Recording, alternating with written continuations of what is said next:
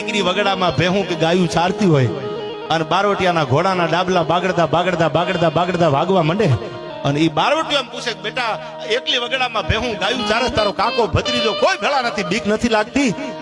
કે જોગીદાસ ખુમાણ જેવો બારવટો હોય ને કોની તાકાત છે કે અમારી બેન દીકરી સામે મીટ માંડે? તેથી જોગીદાસે એમ નથી કીધું કે મારું બારવટું ભાવેણા સામું પાર પડી જાય.